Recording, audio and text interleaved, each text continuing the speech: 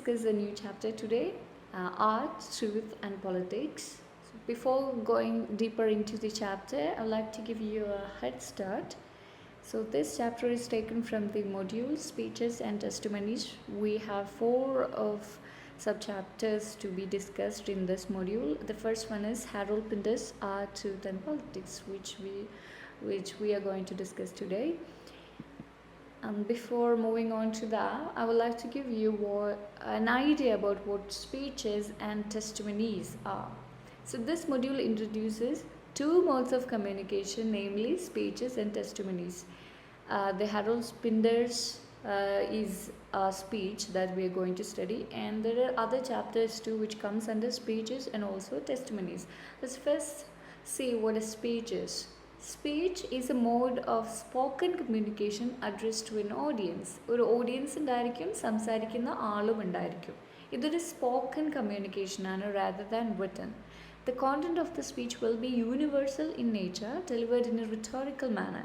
അത് ഈ ഒരു പ്രസംഗം എല്ലാ കാലത്തും നമുക്ക് കേൾക്കാൻ പറ്റുന്ന പോലെ ഏതൊരു ഓഡിയൻസിനും റിലേറ്റ് ചെയ്യാൻ പറ്റുന്ന പോലെയുള്ള യൂണിവേഴ്സൽ തീമിലാണ് പൊതുവിൽ നമ്മൾ സ്പീച്ചസ് നടത്താറുള്ളത്.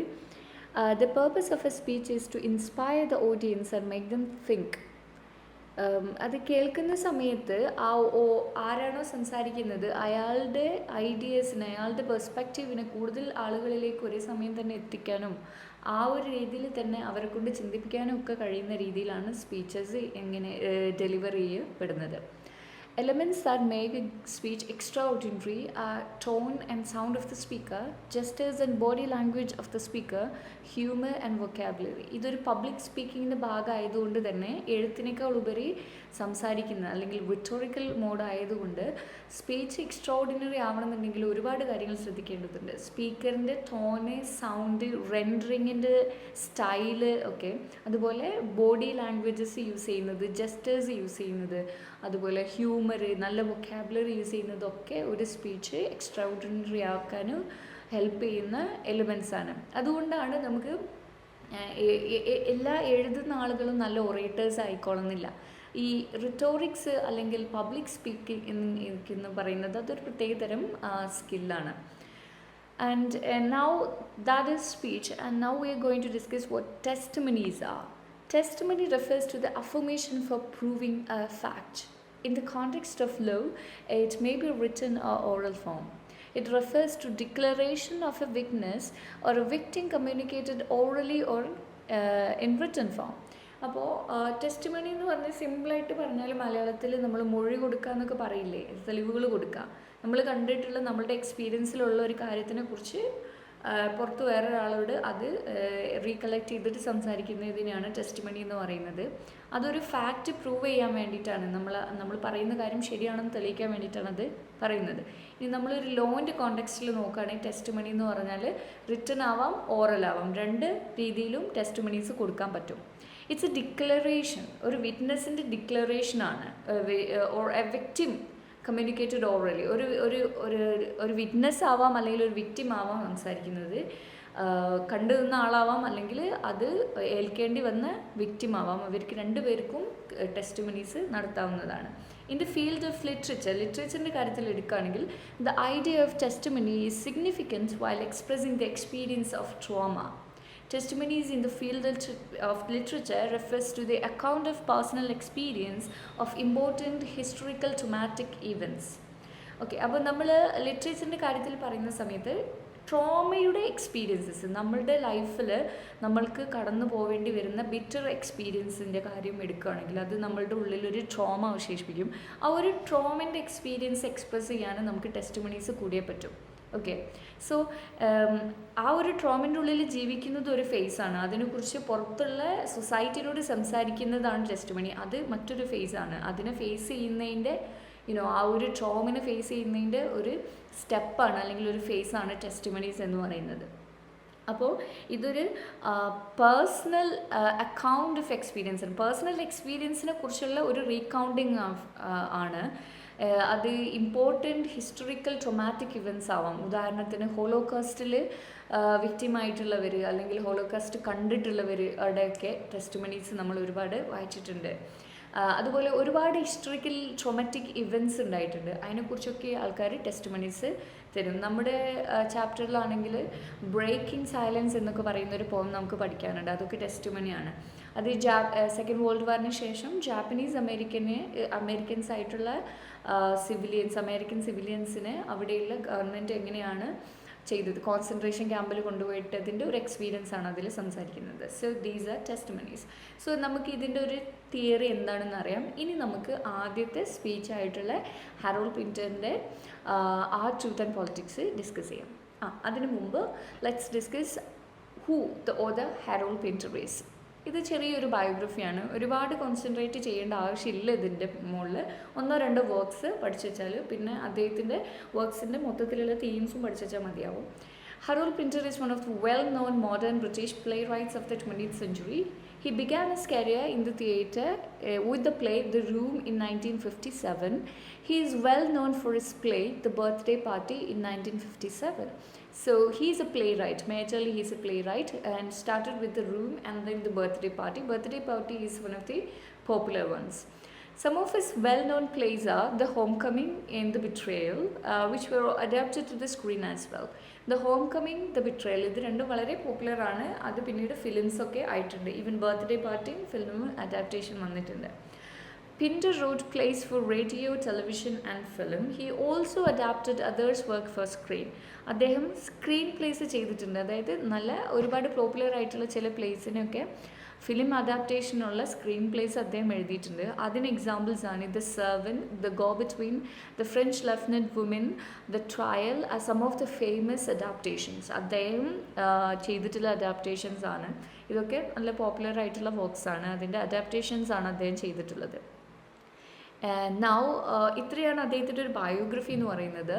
നൗ അദ്ദേഹത്തിൻ്റെ ഒരു as A writer, what kind of a writer he is എന്ന് ചോദിച്ചാൽ, influenced by Samuel Beckett's works, Harold Pinter delineates the confusions and anxieties of post-World War society in Europe. So അദ്ദേഹത്തിൻ്റെ works വായിക്കുന്ന സമയത്ത് നമുക്ക് Samuel ബെക്കറ്റിൻ്റെ works വായിക്കുന്ന പോലെ തന്നെ after second world വാറിന് ആ ഒരു സമയത്ത് ഉണ്ടായിട്ടുള്ള യൂറോപ്യൻ സൊസൈറ്റീൻ്റെ കൺഫ്യൂഷൻസും എക്സിസ്റ്റൻഷ്യലിസത്തിൻ്റെ പ്രശ്നങ്ങളും ആങ്സൈറ്റീസും കൺഫ്യൂഷൻസും എല്ലാം നമുക്ക് അദ്ദേഹത്തിൻ്റെ വർക്ക്സിൽ കാണാൻ പറ്റും. എന്തിന് എല്ലാം ഇങ്ങനെ തന്നെ നശിപ്പിക്കപ്പെടുകയാണെങ്കിൽ എന്താണ് എക്സിസ്റ്റൻസിൻ്റെ ഒരു അർത്ഥം, എന്തുകൊണ്ടാണ് ഇന്നസെൻസ് ഇങ്ങനെ കൊല്ലപ്പെടുന്നത്, ആരാണ് ഈ വോർ അട്രോസിറ്റീസ് ചെയ്യുന്നത്, എന്തുകൊണ്ട് ഇവർ ക്വസ്റ്റ്യൻ ചെയ്യപ്പെടുന്നില്ല, അങ്ങനെ എല്ലാ തരത്തിലുമുള്ള, അതായത് 2 വേൾഡ് വാർ കണ്ട് മരവിച്ച് നിൽക്കുന്ന ഒരു ലോകത്തിൻ്റെ ഒരു റിഫ്ലക്ഷനാണ് അദ്ദേഹത്തിൻ്റെയും അതുപോലെ സാമുവൽ ബെക്കറ്റിൻ്റെയും ഒക്കെ വർക്ക്സിൽ ഉള്ളത്. നൗ നമ്മൾ പഠിക്കാൻ പോകുന്ന ആർട്ട്, ട്രൂത്ത് ആൻഡ് പോളിറ്റിക്സിൻ്റെ ഒരു ഇൻട്രൊഡക്ഷനാണ് പറയാൻ പോകുന്നത്. The given session art, truth and politics is N edited version of his Nobel prize acceptance speech. Okay, so art, truth and politics ആദ്യം നമ്മൾ പറഞ്ഞ പോലെ തന്നെ ഇതൊരു സ്പീച്ചാണ്. ഇത് എഴുതിയിട്ട് പബ്ലിഷ് ചെയ്തത് പിന്നീടാണ്. ഇതൊരു സ്പീച്ചാണ്.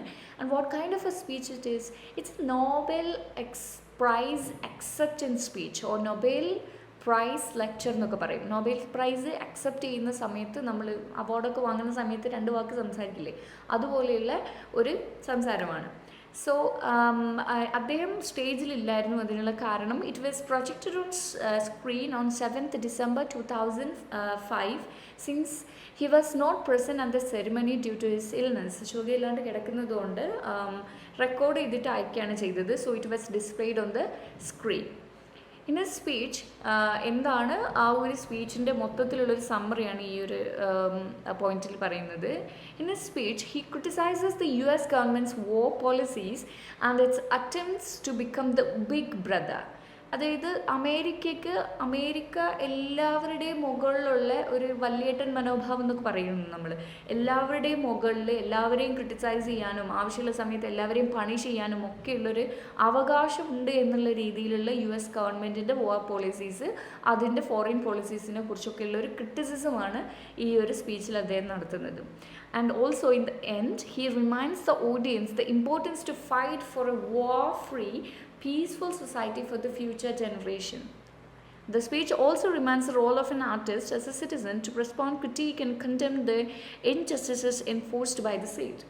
സോ ഇത് ഒരു എന്താ പറയുക, ഒരു കോൾ ഔട്ടാണ്. വിക്ടിംസ് ആയിട്ടുള്ള, ഇന്നസെൻസ് ആയിട്ടുള്ള, മരിച്ചു പോയിട്ടുള്ള, വാറിൽ മരിച്ചു പോയിട്ടുള്ള ആൾക്കാർ ഒക്കെ കുറിച്ച് നമ്മുടെ മെമ്മറീസിൽ അവരുണ്ടായിരിക്കണം എന്നും അതിന് വേണ്ടിയിട്ട് ഒരു വാർ ഫ്രീ ആയിട്ടുള്ള വേൾഡിന് വേണ്ടിയിട്ട് ഫൈറ്റ് ചെയ്യണമെന്നും, അതുപോലെ തന്നെ ഒരു ആർട്ടിസ്റ്റ് ചുമ്മാ ഇരിക്കുന്നതിന് പകരം അയാളുടെ സൊസൈറ്റിയിൽ നടക്കുന്ന ഇൻജസ്റ്റിസിനെതിരെ അയാൾ പോരാടണം എന്നൊക്കെ ഓർമ്മിപ്പിക്കാനുള്ള ഒരു എന്താ പറയുക, ഒരു വിളിച്ചുണർത്തലാണ് ഈ ഒരു സ്പീച്ച് എന്ന് പറയുന്നത്.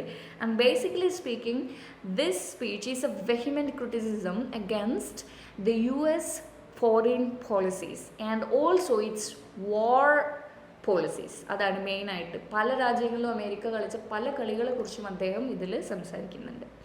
Okay, now let's start the speech. So he starts the speech by talking about the difference between real and unreal. എന്താണ് റിയാലിറ്റി, എന്താണ് റിയൽ അല്ലാത്തത്, അൺറിയൽ, അല്ലെങ്കിൽ എന്താണ് ട്രൂ ഫോൾസ് എന്നുള്ളതിനെ കുറിച്ചാണ് സംസാരിക്കുന്നത്. ആദ്യം he is discussing these concepts in the area of art. Art എന്ന് പറയുന്ന സാധനത്തിൽ, ഡ്രാമറ്റിക് ആർട്ടിൽ സത്യം എന്ന് പറയുന്ന സാധനം എന്താണ് എന്നാണ് ചോദിക്കുന്നത്. And he also says that it is nearly impossible to find truth in dramatic art because truth is elusive in dramatic art. ഒരുപാട് വളരെ കണ്ണിങ് ആയിട്ടുള്ള രീതിയിൽ ലാംഗ്വേജ് ഉപയോഗിക്കുന്ന രീതിയിലാണ് ഡ്രാമറ്റിക് ആർട്ടുകൾ വരുന്നത്. അപ്പോൾ ഞാൻ വായിക്കുന്ന രീതി ആയിക്കൊള്ളുന്നില്ല ഒരേ ബുക്ക് വായിക്കുന്ന സമയത്ത് നിങ്ങൾക്ക് മനസ്സിലാവുന്നത്. നമ്മളുടെ പെർസ്പെക്റ്റീവ് അനുസരിച്ച് അതിലുള്ള ഒരു ട്രൂത്ത് അല്ലെങ്കിൽ അതിൻ്റെ ഒരു റിയാലിറ്റി ചേഞ്ച് ആവും. അപ്പോൾ ഡ്രാമറ്റിക് ആർട്ട് എന്ന് പറയുന്നത് ട്രൂത്ത്, പല വിധത്തിലുള്ള ട്രൂത്ത് ഉള്ളത് കൊണ്ട് തന്നെ finding a real universal truth in dramatic art is nearly impossible. One may come across many truths and that truths may challenge or reflect or critique the idea of a single truth. Therefore, the function of language is ambiguous in art. അപ്പോൾ ആർട്ടിൻ്റെ കാര്യത്തിൽ എന്താണ്, അതുകൊണ്ടാണ് നമ്മൾ ഒരു poem വായിച്ചു കഴിഞ്ഞാൽ 10 പേര് വായിച്ചു കഴിഞ്ഞാൽ 10 പേർക്കും 10 രീതിയിലുള്ള സമ്മറി അതിന് എഴുതാൻ പറ്റുന്നത്, അല്ലെങ്കിൽ 10 രീതിയിലുള്ള ഇൻ്റർപ്രിറ്റേഷൻ അതിന് എഴുതാൻ പറ്റുന്നത്. അതിലുള്ള പല രീതിയിലുള്ള സത്യങ്ങൾ തമ്മിൽ ചാലഞ്ച് ചെയ്യുകയും തമ്മിൽ റിഫ്ലക്റ്റ് ചെയ്യുകയും ഒക്കെ ചെയ്തുകൊണ്ട് ഒരു തരം കോഎക്സിസ്റ്റൻസ് ആണ് അതിൻ്റെ ഉള്ളിൽ നടക്കുന്നത്. ചില സമയത്ത് ചാലഞ്ച് ചെയ്യാം, ചില സമയത്ത് കോഎക്സിസ്റ്റ് ചെയ്യാം. ഏതായാലും ലാംഗ്വേജ് വളരെ ആംബിഗ്വസ് ആയതുകൊണ്ട്, ലാംഗ്വേജ് വളരെ കണ്ണിങ് ആയതിനുള്ളിൽ നിൽക്കുന്നതുകൊണ്ട് പല രീതിയിലുള്ള റീഡിങ് ഡ്രാമറ്റിക് ആർട്ടിൽ പോസിബിളാണ്. ബട്ട് ഇത് ഡ്രാമറ്റിക് ആർട്ടിൻ്റെ കാര്യം. ഇനി നമ്മൾ എവറിഡേ ലൈഫിൽ, നോർമൽ ലൈഫിൽ വരികയാണെങ്കിൽ, but in everyday life it is important for a citizen to know the truth. Okay, ഒരു ട്രൂത്ത് അറിയാന്നുള്ളത് നമ്മുടെ ലൈഫിൽ നിർബന്ധമാണ്. നമ്മൾ ആർട്ടിൽ കാണുന്ന പോലെ അല്ലെങ്കിൽ ഡ്രാമറ്റിക് ആർട്ടിൽ കാണുന്ന പോലെയല്ല ജീവിതത്തിന് കാണേണ്ടത്. അതുകൊണ്ട് തന്നെ പൊളിറ്റിക്കൽ തിയേറ്ററിൻ്റെ സിറ്റുവേഷൻ ഡിഫറെൻ്റ് ആണ്. ഓക്കെ, അപ്പോൾ പൊളിറ്റിക്കൽ തിയേറ്റർ എന്ന് പറഞ്ഞാൽ പൊളിറ്റിക്കലായിട്ടുള്ള കാര്യങ്ങൾ എഴുതുമ്പോഴും ചർച്ച ചെയ്യുമ്പോഴും അതിനെക്കുറിച്ച് ഉള്ള എല്ലാ രീതിയിലുള്ള ഡിസ്കഷൻസിലും ഡിബേറ്റ്സിലും നമ്മൾ നോക്കേണ്ടത് ഈ ഡ്രാമറ്റിക് ആർട്ടിലെ പോലെ പല സത്യങ്ങളും ഉണ്ട് എന്നല്ല, നമ്മൾ കറക്റ്റായിട്ട് ഒബ്ജക്റ്റീവായിട്ട് നമ്മൾ ട്രൂത്തിനെ തേടിക്കൊണ്ടിരിക്കണം എന്നാണ് പറയുന്നത്. It has to be objective and should not take the form of a sermon. But as a dramatic form it should represent multiple perspective. ഒരു ഡ്രാമറ്റിക് ഫോം ആയതുകൊണ്ട് പൊളിറ്റിക്കൽ തിയേറ്റർ ഒരു ഡ്രാമ തന്നെയാണ്, പക്ഷേ ഇത് കുറച്ചും കൂടെ വേറൊരു രീതിയിലാണ്. Political theatre and dramatic theatre different. ഒന്ന് നമ്മളൊരു ഫണ്ടിന് വേണ്ടിയിട്ടാണ് വായിക്കുന്നതെങ്കിൽ പൊളിറ്റിക്കൽ തിയേറ്റർ നമ്മൾ വേറെ വലിയൊരു ഉദ്ദേശത്തിലാണ് നമ്മൾ അതിനെ എടുക്കുന്നത്. നമ്മൾക്ക് സത്യം മനസ്സിലാക്കുക, നമ്മൾ ജീവിക്കുന്ന സൊസൈറ്റീസിൻ്റെ ഉള്ളിലുള്ള പ്രൊസീജിയേഴ്സ് മനസ്സിലാക്കുക, അവിടെയുള്ള സത്യം മനസ്സിലാക്കുക എന്നുള്ള വേറൊരു വലിയ ഉദ്ദേശം കൂടെ പൊളിറ്റിക്കൽ തിയേറ്ററിനുണ്ട്. അതുകൊണ്ട് പെർസ്പെക്റ്റീവ്സ് ആവാം, മൾട്ടിപ്പിൾ പെർസ്പെക്റ്റീവ്സ് ആവാം, പക്ഷേ എപ്പോഴും ഉദ്ദേശം എന്തായിരിക്കണം? ഒബ്ജക്റ്റീവ് ആയിരിക്കണം. ഉദ്ദേശം എപ്പോഴും ട്രൂത്ത് കണ്ടെത്തുക എന്നുള്ളതായിരിക്കണം. So a dramatist, when it comes to political theatre, a dramatist should be ready to present a number of perspective and then keep away his own prejudices. Okay, നമ്മുടെ prejudices എല്ലാം ഒഴിവാക്കി വളരെ ഒബ്ജക്റ്റീവായിട്ട് കാര്യങ്ങളെ കണ്ടിട്ട് കാണുന്ന സത്യങ്ങൾ പ്രസൻറ്റ് ചെയ്യുക എന്നുള്ളതാണ് പൊളിറ്റിക്കൽ തിയേറ്ററിൽ ഒരു ഓതറിന് അല്ലെങ്കിൽ ആ ഡ്രാമറ്റിസ്റ്റിന് ചെയ്യാനുള്ളത്. അപ്പോൾ പൊളിറ്റിക്കൽ തിയേറ്റർ കുറച്ചും കൂടെ സീരിയസ് ആണ് when compared to dramatic art. Dramatic ആർട്ടിൽ ഓതറിനേക്കാൾ കൂടുതൽ റീഡേഴ്സിന് ഇഷ്ടമുള്ള സത്യങ്ങൾ കണ്ടെത്താം, അതിനുള്ളിൽ ഇൻ്റർപ്രിറ്റേഷൻസ് നടത്താം. പക്ഷേ പൊളിറ്റിക്കൽ തിയേറ്റർ ഭയങ്കര സീരിയസ് ആണ്, because it is discussing something that is closely related to our real life. Now അദ്ദേഹം ആ ഒരു ഭാഗം വിട്ടിട്ട് അദ്ദേഹം വേറൊരു ഒരു ഒരു ഒരു എന്താ പറയുക വേറൊരു ടേൺ എടുക്കുകയാണ് അദ്ദേഹത്തിൻ്റെ സ്പീച്ചിൽ. Now here onwards he is going to discuss some of the contemporary political scenarios in the world. And he is starting from the war on Iraq. Iraq ഇൻവേഷനെ കുറിച്ചുള്ള കുറച്ച് കാര്യങ്ങളാണ് അദ്ദേഹം ആദ്യത്തിൽ ഡിസ്കസ് ചെയ്യുന്നത്. അദ്ദേഹം പറയുന്നത് before U S was going to attack Iraq, U S had its own reasons that it presented. And he says that the war on Iraq was initiated on the basis of an allegation that Saddam Hussein possessed dangerous weapons. And similarly, it was alleged that Iraq shared the responsibility with Al-Qaeda for 9/11 attack and declared as a threat to the US. അപ്പോൾ നമ്മളെല്ലാവരും വിശ്വസിച്ചിരുന്ന കാര്യം തന്നെയാണ്. അതായത് the US said in front of the international community that Iraq and Saddam Hussein, the president, has it possessed dangerous weapons. രാജ്യങ്ങളെയും ലോകത്തിനെയും മുഴുവൻ കൊല്ലാൻ ശേഷിയുള്ള പ്രഹരശേഷിയുള്ള dangerous weapons Saddam ഹുസൈൻ്റെ കയ്യിലുണ്ട് എന്നുള്ളതാണ് ഒന്നാമത്തെ അലിഗേഷൻ. രണ്ടാമത് പിന്നെ മെയിനായിട്ട് പറഞ്ഞത് എന്താണ്, അൽ-ഖായിദയുടെ കൂടെ ഷെയർഡ് റെസ്പോൺസിബിലിറ്റി ഇറാഖിനുണ്ട് ഇൻ 9/11 അറ്റാക്ക് എന്ന് പറഞ്ഞു. 9/11 അറ്റാക്ക് ആ സമയത്ത് വേൾഡ് ട്രേഡ് സെൻറ്ററിൻ്റെ മേലുള്ള ആ അറ്റാക്ക് ആ സമയത്ത് കത്തി നിൽക്കുകയായിരുന്നു. അപ്പോൾ അതിൻ്റെ പേരിലുള്ള അലിഗേഷൻ വന്നു കഴിഞ്ഞപ്പോൾ international society was like okay fine, now you can do something about it. ആ രീതിയിലായി. അങ്ങനെയാണ് യു എസ് ഇറാഖിൻ്റെ മുകളിലുള്ള വാറിന് എന്ത് ചെയ്തത്, ബാക്കി ഇൻ്റർനാഷണൽ സൊസൈറ്റീൻ്റെ മുന്നിൽ നമ്മളെ കൺവിൻസ് ചെയ്തത് that war on Iraq is the right decision to take. But later it became clear that these two were not true. അവിടെയുള്ള ഡേഞ്ചറസ് വെപ്പൺസ് അവർക്ക് കണ്ടെത്താൻ പറ്റില്ല. ആ രാജ്യം കുട്ടിച്ചോറാക്കിയിട്ട് പോലും ഈ വെപ്പൺസ് അവർക്ക് എന്ത് ചെയ്യാൻ പറ്റിയിട്ടില്ല, കണ്ടെത്താൻ പറ്റിയിട്ടില്ല. അതുപോലെ തന്നെ ഈ അൽ-ഖായിദയുടെ ഈ ഒരു അക്രമത്തിൽ ഇറാഖിന് ബന്ധമുണ്ട് എന്നുള്ളതും അവർക്ക് പിന്നീട് തെളിയിക്കാൻ പറ്റിയിട്ടില്ല.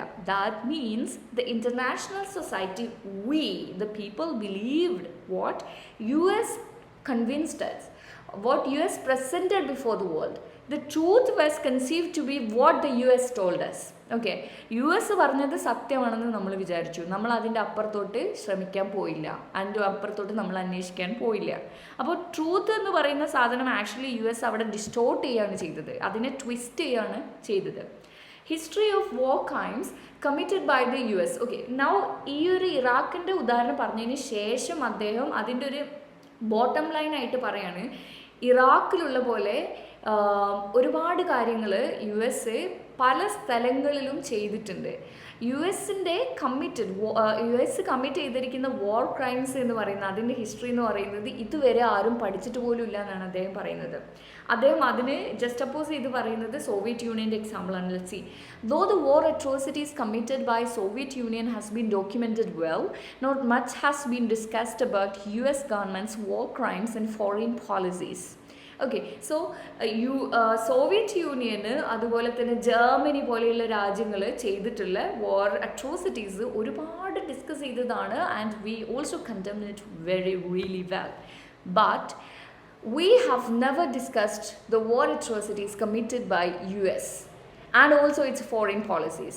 മറ്റുള്ള രാജ്യങ്ങളിൽ കൊണ്ടുപോയിട്ട് യു എസ് ചെയ്തു കൂട്ടുന്ന കാര്യങ്ങൾ അവരുടെ തന്നെ രാജ്യത്ത് യു എസ് ചെയ്യുന്ന വാർ ക്രൈംസിനെ കുറിച്ചൊന്നും ആരും എന്ത് ചെയ്യുന്നില്ല, ചോദ്യം ചോദിക്കുന്നില്ല, അല്ലെങ്കിൽ അതിനെക്കുറിച്ച് ഡിസ്കസ് ചെയ്യുന്നില്ല എന്നാണ് ഹറോൾഡ് പിന്റർ പറയുന്നത്. And then he says America has its own policy, like അത് എല്ലാ രാജ്യങ്ങളും പോലെ ഉടനെ ഒരു സൈന്യം എടുത്ത് യുദ്ധം ചെയ്യാൻ പോവില്ല ചെയ്യുന്നത്. And he says that direct attack on countries has never been a policy of the US. No, നേരെ യുദ്ധം ചെയ്യുക എന്ന് പറയുന്നത്, ഡിറക്റ്റ് അറ്റാക്ക് എന്ന് പറയുന്നത് യു എസിൻ്റെ ശീലമേ അല്ല. Instead, it preferred low-intensity conflict, which meant a slow and gradual intervention by planting a malignant growth and allow it to grow and then intervene with military. In the end, proclaimed that for protecting democracy, military intervention was needed. സിമ്പിളായിട്ട് പറഞ്ഞു കഴിഞ്ഞാൽ ചെറിയ രീതിയിലുള്ള ഒരു unrest, ഒരു law intensity conflict ഒരു രാജ്യത്ത് കൊണ്ടുപോയിട്ട്, ഒരു ടാർഗറ്റഡ് കൺട്രി എന്ന് പറയാം നമുക്ക്, കൊണ്ടുപോയിട്ട് പ്ലേസ് ചെയ്യും. എന്നിട്ട് അത് മെല്ലെ മെല്ലെ ഗ്രാജുവലി അതൊരു മലിഗ്നൻറ്റ് ഗ്രോത്ത് ആവുന്നത്, പ്രശ്നങ്ങളായി വരുന്നത് പുറത്തിരുന്ന് ചുമ്മാ കാണും. അതിനുശേഷം അതിനെ തോൽപ്പിക്കാനെന്നും പറഞ്ഞിട്ട് ഇവിടുന്ന് ഒരു മിലിറ്ററി ആയിട്ട് അവിടെ കൊണ്ടുപോയിട്ട് ഇൻ്റർവീൻ ചെയ്യും. ഇൻ ദ എൻഡ് അവസാനം പ്രൊക്ലെയിം ചെയ്യും ദാറ്റ് ഡെമോക്രസിക്ക് വേണ്ടിയിട്ട്, അവിടെയുള്ള ജനങ്ങൾക്ക് വേണ്ടിയിട്ട് മിലിറ്ററി ഇൻ്റർവെൻഷൻ, US-ൻ്റെ ഹെൽപ്പോടെയുള്ള മിലിറ്ററി ഇൻ്റർവെൻഷൻ അവിടെ നെസസറി ആണ് എന്നുള്ളത് പിന്നീട് പറഞ്ഞുണ്ടാക്കും. അങ്ങനെ അതിന് എക്സാമ്പിളായിട്ട് നമുക്ക് ഇപ്പോൾ കത്തി നിൽക്കുന്ന അഫ്ഗാനിസ്ഥാൻ്റെ ഇഷ്യൂ എടുക്കാം. അഫ്ഗാനിസ്ഥാനിൽ എവിടെയാണ് പ്രശ്നങ്ങൾ തുടങ്ങുന്നതെന്ന് വെച്ചാൽ, after the second world war the Soviet Union has kind of interest in Afghanistan, and Soviet Union interest ഉള്ള സ്ഥലത്തെല്ലാം US-നും ആ സമയത്ത് ഇൻട്രസ്റ്റ് ഉണ്ടായിരുന്നു. അപ്പോൾ സോവിയറ്റ് യൂണിയൻ അവിടെ വന്നിട്ട് അഫ്ഗാനിസ്ഥാൻ പിടിച്ചെടുക്കുക എന്നുള്ള പേടിക്ക് പുറത്ത് അമേരിക്ക ചെയ്തത് അവിടെയുള്ള ആളുകളിൽ മതം കുത്തിവെച്ചിട്ട് അവിടെയുള്ള പിന്നെ ചില എത്നിക് കമ്മ്യൂണിറ്റീസിന്, ചില ഗ്രൂപ്പുകൾക്ക് ആയുധമെല്ലാം കൊടുത്ത് അവരെ വളർത്തി. അപ്പോൾ അവരെന്ത് ചെയ്തു, ഈ സോവിയറ്റ് യൂണിയനെതിരെ യുദ്ധം ചെയ്തു. ഒരുപാട് കാലം അവിടെയുള്ള ഒരുപാട് ഇന്നസെൻ്റ് ആയിട്ടുള്ള ആൾക്കാർ മരിച്ചു. അങ്ങനെ അത് കഴിഞ്ഞു. സോവിയറ്റ് യൂണിയൻ ആധിപത്യം സ്ഥാപിക്കാൻ കഴിഞ്ഞില്ല, സോവിയറ്റ് യൂണിയൻ പോയി. അത് കഴിഞ്ഞ സമയത്ത് അവിടെയുള്ള ഈ ആയുധം വെച്ച് കൊടുത്ത ആൾക്കാർ വളർന്നു. പിന്നെ അവർ US പറയുന്നിടത്ത് നിൽക്കുന്നില്ല. അപ്പോൾ അവിടെ ഒരു ടെററിസ്റ്റ് രാജ്യമായിട്ട് അതിനെ പ്രഖ്യാപിച്ചു. അങ്ങനെ അവിടെയുള്ള താലിബാനൊക്കെ പോലെയുള്ള ആളുകൾക്കെതിരെ യുദ്ധം ചെയ്യാൻ വേണ്ടിയിട്ട് പിന്നെ അവസാനം ഇവിടുന്ന് US സൈന്യമായിട്ട് പോവുകയാണ് ആ രാജ്യത്തെ രക്ഷിക്കാൻ. ആദ്യം ഈ ലോ ഇൻറ്റൻസിറ്റി കോൺഫ്ലിക്റ്റ് അവിടെ ഇട്ടവരാരാണ്? ഇതേ US ആണ്. അതൊരു മലിഗ്നൻറ്റ് ഗ്രോത്ത് ആയിട്ട് വളരുന്നത് കണ്ടു നിന്നത് ആരാണ്? ഇതേ US തന്നെയാണ്. ആൻഡ് ദെൻ അവിടെയുള്ള ആളുകളെ രക്ഷിക്കാൻ ഫോർ പ്രൊട്ടക്റ്റിംഗ് ദ ഡെമോക്രസി ഇവർ മിലിറ്ററി ഇൻ്റർവെൻഷൻ നടത്താണ്. And then what happened? Nothing really happened actually. അവർ അത് നിർത്തിവെച്ചിട്ട് തിരിച്ച് പോന്നു. ഇപ്പോൾ താലിബാൻ്റെ കയ്യിൽ രാജ്യമായി.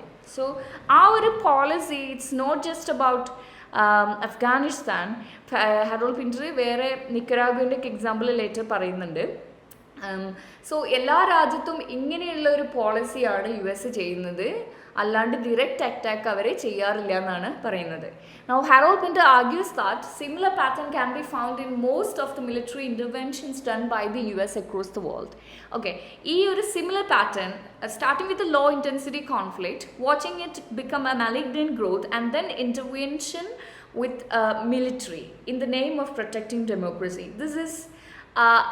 This is an universal trope by America എന്നാണ് പറയുന്നത്. അതിന് ഒരു എക്സാമ്പിൾ ഞാൻ തന്നെ പറഞ്ഞു. ഇനി ഹെറോൾഡ് പിന്റർ പറയുന്ന കുറച്ച് എക്സാമ്പിൾസിലോട്ട് നോക്കാം. He mentions the example of Nicaragua where the US has been intervened.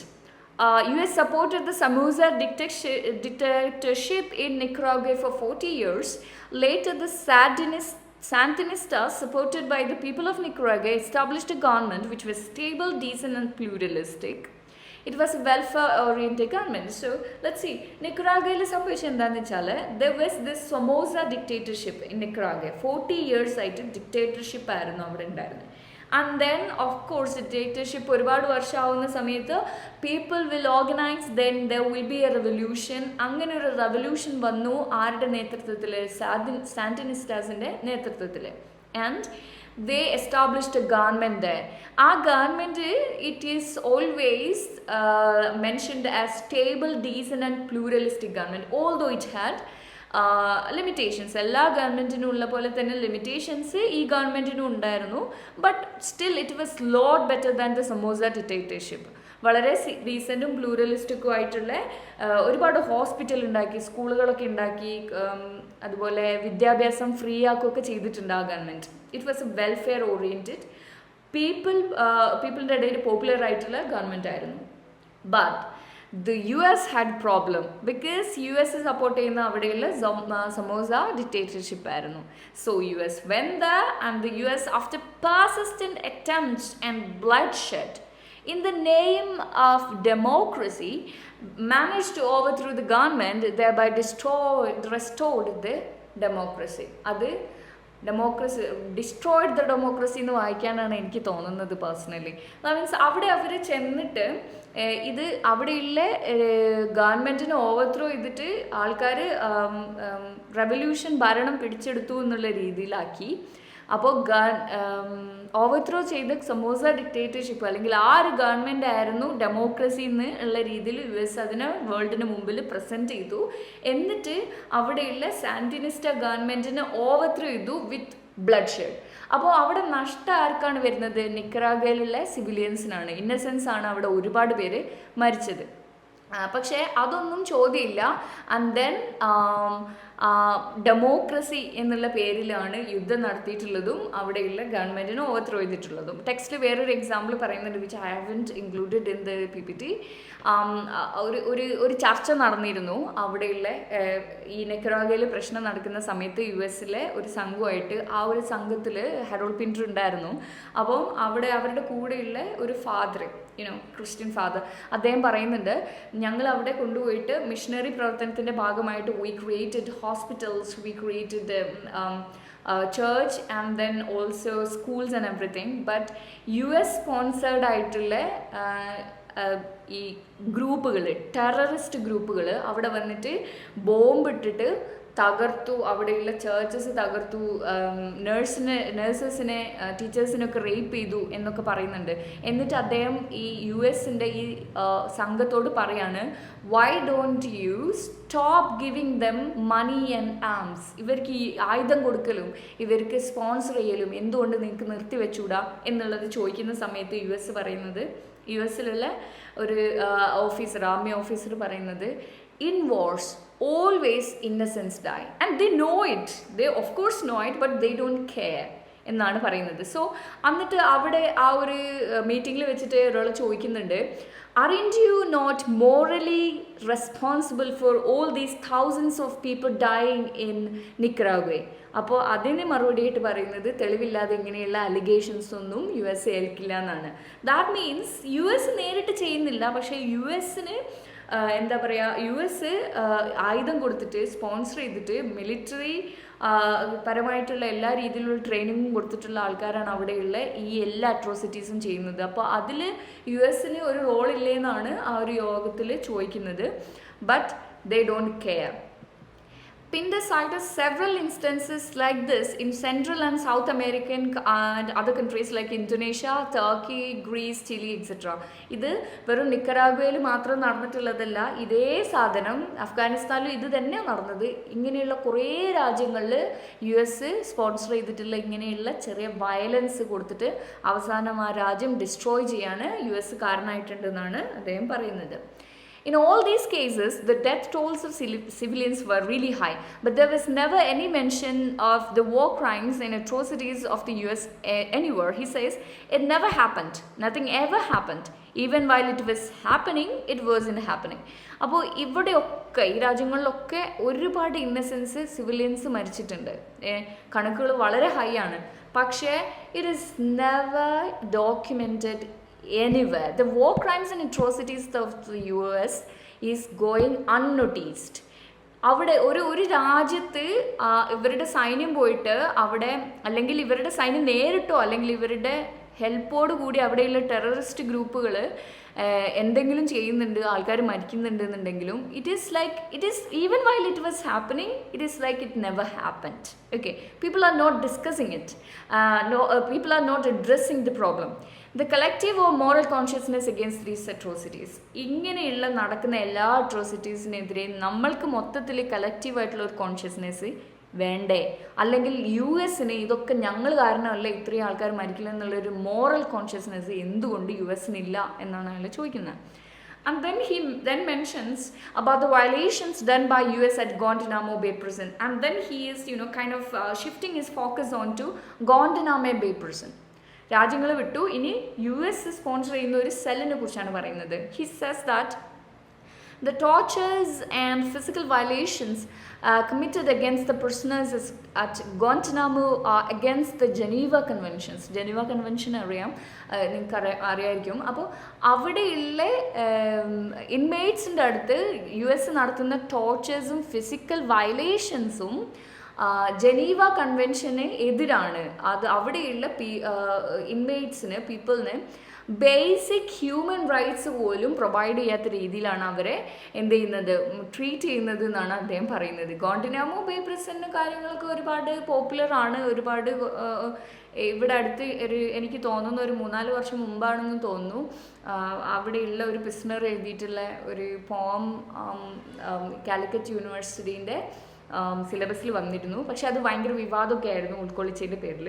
So anyway the thing is ഒരു എക്സാമ്പിൾ പറയുന്നുണ്ട്. If someone is on hunger strike in Guantanamo Bay, അവിടെയുള്ള ആൾക്കാരെ ഫോഴ്സ് ഫീഡ് ചെയ്യും. അതായത് അവർക്ക് അനസ്തേഷ്യ ഒന്നും കൊടുക്കൊന്നുമില്ല, വളരെ ക്രൂവലായിട്ട് ടോർച്ചർ ചെയ്യുന്ന രീതിയിൽ അവരെ കൊണ്ട് ഫീഡ് ചെയ്യിപ്പിക്കുക, ഫോഴ്സ് ഫീഡ് ചെയ്യിപ്പിക്കുക എന്നൊക്കെ ഉള്ളത്. അപ്പോൾ അവിടെ നടക്കുന്ന ഒരു രീതിയിലുള്ള അട്രോസിറ്റീസിനെ കുറിച്ചും ക്രൂവൽറ്റിനെ കുറിച്ചും ടോർച്ചറിനെ കുറിച്ചും പുറം ലോകം അറിയുന്നില്ല, അറിഞ്ഞാൽ ആരും മൈൻഡ് ചെയ്യുന്നില്ല എന്നാണ് പറയുന്നത്.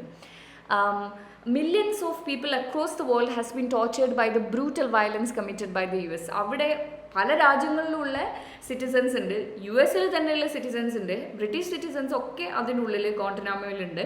പക്ഷേ ഇതുവരെ എസ്പെഷ്യലി ആ ഒരു സമയത്ത് ബുഷിൻ്റെ കൂടെ ടോണി ബ്ലെയർ ആണ് ആ സമയത്ത് ബ്രിട്ടീഷ് പ്രസിഡന്റ് എന്ന് പറയുന്നത്, പ്രൈം മിനിസ്റ്റർ എന്ന് പറയുന്നത്.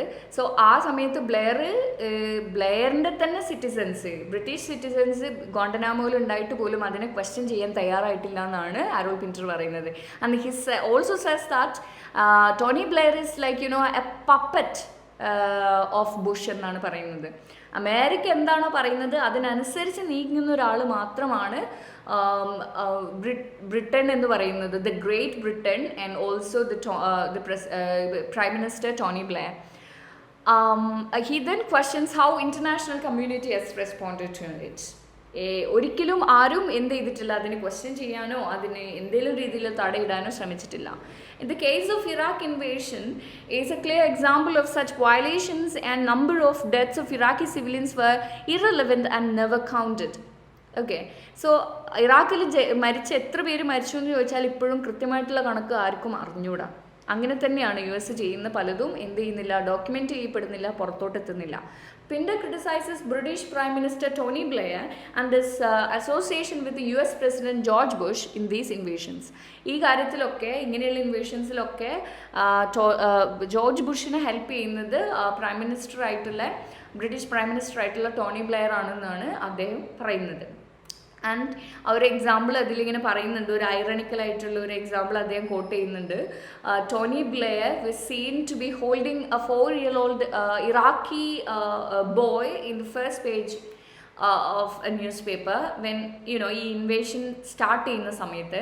And then after some few days, ഒരു 3-4 ഡേയ്സ് കഴിഞ്ഞതിന് ശേഷം 2 ആംസും നഷ്ടപ്പെട്ടിട്ടുള്ള ഒരു ഇറാഖി ബാലൻ്റെ പിക്ചർ ഒരു ഉൾപേജിൽ വന്നിരുന്നു. So he's asking Y don't U ഏതായാലും കുട്ടീനെ എടുത്ത് തോളിൽ വെക്കുന്ന സമയത്ത് Y don't you take that Iraqi boy, that same 4-year-old Iraqi boy, because because your tie and your shirt are very expensive, and you won't like it if when it is soaked in blood എന്നാണ് പറയുന്നത്. കളിയാക്കിയിട്ട് ഐറണിക്കലായിട്ട് പറയുന്നതാണ്. And then he also points out how the US became a threat to every nation with a history of bloodshed and violence, and that it has committed in these years. US ഒരു global ത്രെട്ടാണെന്നാണ് അദ്ദേഹം പറഞ്ഞു വരുന്നത്. ഏതൊരു കൺട്രീസിലോട്ടും എപ്പോൾ വേണേലും ഇടിച്ചു കയറി അവിടെയുള്ള പരമാധികാരമുള്ള ഒരു രാജ്യത്തിൻ്റെ ഉള്ളിലേക്ക് ഇടിച്ചു കയറി എല്ലാം ചെയ്യാൻ യു എസിന് അധികാരമുണ്ട് എന്നുള്ള രീതിയിലാണ് യു എസ് പെരുമാറുന്നത്. Then towards the end of the speech, he ends the speech by explaining the role of the writer in this political turmoil and how vulnerable an artist is in these situations. Okay, so അവസാനത്തിൽ അദ്ദേഹം പറയുന്നത് എങ്ങനെ ആയിരിക്കണം ഒരു writer ഇങ്ങനെയുള്ളൊരു ഒരു turbulent ആയിട്ടുള്ള അല്ലെങ്കിൽ ഒരു ടേർമോയിൽ നടക്കുന്ന സൊസൈറ്റിയിൽ ജീവിക്കുമ്പോൾ എങ്ങനെ ആയിരിക്കണം ഒരു റൈറ്റർ എന്നാണ് അദ്ദേഹം പറയുന്നത്. അതിന് ഒരു വൾണറബിൾ ആയിട്ടുള്ള ഒരു സിറ്റുവേഷനിലാണ് ഒരു ആർട്ടിസ്റ്റ് നിൽക്കുന്നത് എന്നാണ് പറയുന്നത്. He argues that as A citizen it is their responsibility to define the real truth of their society with a great intellectual determination. വളരെയധികം ഇൻ്റലക്ച്വൽ ഡിറ്റർമിനേഷൻ കൊണ്ട് നമ്മൾ ജീവിക്കുന്ന സൊസൈറ്റീൻ്റെ റിയൽ ട്രൂത്ത് ഡിഫൈൻ ചെയ്യാൻ നമുക്ക് പറ്റണം. നമ്മൾ ആരെങ്കിലും US പറയുന്നത് കേട്ട് അത് ശരിയാണെന്ന് വിഴുങ്ങുന്നതിന് പകരമായിട്ട് നമ്മൾ ജീവിക്കുന്ന ലോകത്തെ സത്യം എന്താണെന്ന് നമ്മൾ തന്നെ ചിന്തിച്ച് കണ്ടെത്തണം എന്നാണ് പറയുന്നത്. It's our responsibility to do that. But ഒരു ഓഥറിനെ സംബന്ധിച്ചോളം it could always invite criticisms and threats whereas lies can provide protection. ഒരു ഗവൺമെൻറ്റിന് വേണ്ടിയിട്ട് ലൈസ് പറഞ്ഞിട്ടൊരു റൈറ്റർ നിൽക്കുകയാണെന്നുണ്ടെങ്കിൽ എപ്പോഴും പ്രൊട്ടക്റ്റഡ് ആണ് അയാൾ. പക്ഷേ once he start criticising these countries he becomes very vulnerable. എപ്പോൾ വേണമെങ്കിലും അയാളുടെ, ഇപ്പം ഇന്ത്യയിലൊക്കെ ഒരുപാട് എക്സാമ്പിൾസ് നമ്മൾ കണ്ടതാണ്. ഗവൺമെൻറ്റിനെതിരെ സംസാരിക്കുന്ന ഒരുപാട് പേര് അറസ്റ്റഡായി, കുറേ പേരെ കൊല്ലപ്പെട്ടു, കൈയൊക്കെ മുറിച്ചു, അങ്ങനെ പല ഇഷ്യൂസും വരുന്നുണ്ട്. So criticising the government or those who in power is really kind of vulnerable thing to do. അത് എപ്പോൾ വേണമെങ്കിലും നമുക്ക് ത്രെറ്റ്സ് വരാം. പക്ഷേ ലൈസ് പറയുകയാണെങ്കിൽ it can provide you protection. But നമ്മൾക്ക് എപ്പോഴും ഒരു കോൺഷ്യസ്നെസ് ഉണ്ടാവണം എന്ത് ചെയ്യുമ്പോഴും എന്നാണ് പറയുന്നത്. Such a responsibility is required to restore the dignity of man which is being violated in this war crimes. So then അവസാനം അദ്ദേഹം പറഞ്ഞു നിർത്തുന്നത് ഇങ്ങനൊരു റെസ്പോൺസിബിലിറ്റി ആസ് എ സിറ്റിസൺ എല്ലാ ആളുകൾക്കും വേണമെന്നാണ്. അങ്ങനെ ഉണ്ടാവുകയാണെങ്കിൽ മാത്രമേ we can restore the dignity of man which is kind of losing through all these wars. ഈ ഇന്നസെൻസിനെ കൊല്ലുന്ന സമയത്ത് അതിനെതിരെ സംസാരിക്കാൻ എല്ലാ സിറ്റിസൺസിനും ഒരു മോറൽ റെസ്പോൺസിബിലിറ്റി ഉണ്ട് എന്നാണ് അദ്ദേഹം പറയുന്നത്. That moral responsibility is on the basis of the dignity of man. We are losing it. We should restore it എന്നാണ് അദ്ദേഹം പറയുന്നത്. So this is all about the chapter Art, Truth and Politics. നമ്മൾ ഓരോ line by line ക്ലാസ്സിൽ discuss ചെയ്തതാണ്. And this is kind of an overall summary of everything. I hope you enjoyed it. We'll see you in the next class. Thank you.